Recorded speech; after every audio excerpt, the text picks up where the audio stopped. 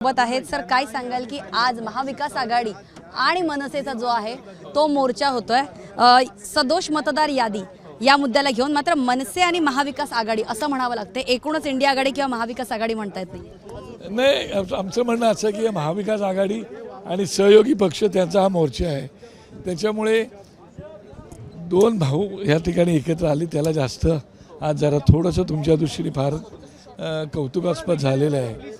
आणि मला असं वाटतं की ते खरं आहे, ते महाराष्ट्रासहित सगळीकडेच तो एक चर्चेचा विषय झालेला आहे, परंतु सर्व पक्षाची लोक एकत्र आहेत. दोन्ही ठाकरे बंधूंची दिलजमाई झालेली पाहायला मिळते, मात्र दुसरीकडे काँग्रेसचा सहभाग या मोर्चामध्ये जास्त पाहायला मिळत नाही. त्यांचे झेंडे नाहीत, बॅनर नाहीत, पोस्टर. झेंडे बॅनर असो नसोत, परंतु ते नक्कीच मोर्चामध्ये येतील, त्याची लोकही नक्की. काँग्रेसचे कोणकोणत्या नेत्यांशी तुमचं बोलणं झालं? त्याप्रमाणे बाळासाहेब थोरात, विजय वडेट्टीवार वगैरे वगैरे लोक येणार आहेत. मुंबई काँग्रेसचा किती सहभाग? नाही, त्यांनी सांगितलेलं आहे आमच्यासोबत आहेत. वर्ष गायकवाडशी बोललं झालं, पण आता त्यांना बिहारची निवडणूक पण आहे, त्याच्यातही ते लोक बिझी आहेत, असं काहीतरी आहे त्यांचं. त्याच्यामुळे पण सामान्य लोक मात्र सोबत आहेत, एवढं निश्चित. काँग्रेसचे प्रदेशाध्यक्ष हर्षवर्धन सपकाळे यांना मोर्चाविषयी माहीत असून सुद्धा त्यांनी त्यांचे नियोजित कार्यक्रम जे आहेत तेच सुरू ठेवले. काँग्रेस फारकत घेताना दिसते मनसे स्टेजवर असलं असं वाटत नाही, परंतु त्यांच्या पक्षाची एक पॉलिसी आहे, त्यांच्या पक्षाची एक भूमिका आहे, आणि ती भूमिका त्यांनी दिल्लीवरून ठरते. आमचे निर्णय आम्ही इथेच घेतो. सर, आज महत्त्वाचं म्हणजे राज ठाकरे जे आहेत त्यांनी ट्रेननी प्रवास केलेला आहे. काय कारण होतं की ट्रेननी प्रवास करण्याचं? नाही, ट्रेननी प्रवास एवढ्यासाठी करायचा होता त्यांना, एकंदरीत माझ्या कार्यकर्त्यांना कळेल मीही ट्रेननी प्रवास करतो, करत आलेलो आहे, करत आहे. कार्यकर्ते पण तशा प्रकारे येतील, याच्यासोबत सामान्य लोकांचे प्रश्नही कळतात, ते भाग होता त्यातला.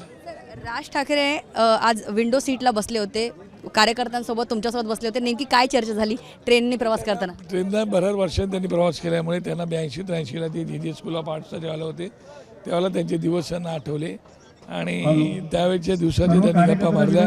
त्यांना सांगितलं की ज्यावेळेला मी बँड्रा स्टेशनला बसून ट्रेनला बसायचो त्यावेळेला बेहरामपाडा इकडे 15-20 झोपड्या होत्या, आज बघा काय झाले ते. त्यावेळी साफ सुत्र सगळं होतं, आता सगळं भरलंय सगळीकडे तिकडे.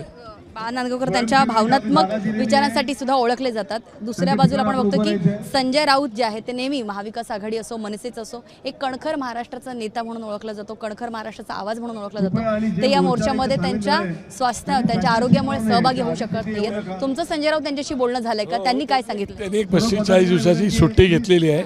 नवीन वर्षात ते निश्चित सगळ्यांना भेटतील. थोडंसं ते ट्रीटमेंट त्यांची एक चालू आहे, म्हणून ते नाही आहे. संजय राऊतांनी काही निरोप सांगितलाय का तुम्हाला? हो, मोर्चा त्यांनी ऐतिहासिक मोर्चा होणार एवढं त्यांना माहिती आहे, आणि त्याप्रमाणे त्या मोर्चावर त्याचा खूप मोठा रोल आहे, आणि तो त्यांनी त्यांचा रोल करून ते आज आराम करत आहे.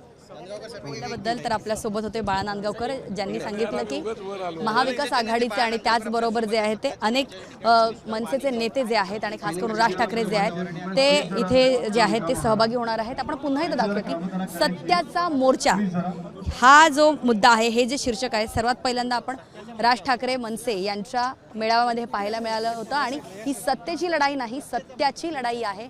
खोट्या मतदारांविरोधात खऱ्या मतदारांची ही लढाई आहे. त्यामुळे आजच्या मोर्चा जो आहे यामध्ये कोणकोणते नेते सहभागी होत आहेत, कोणकोणते नेते नेमकं काय भाषण करतात याकडे तर सर्वांचं लक्ष असेलच.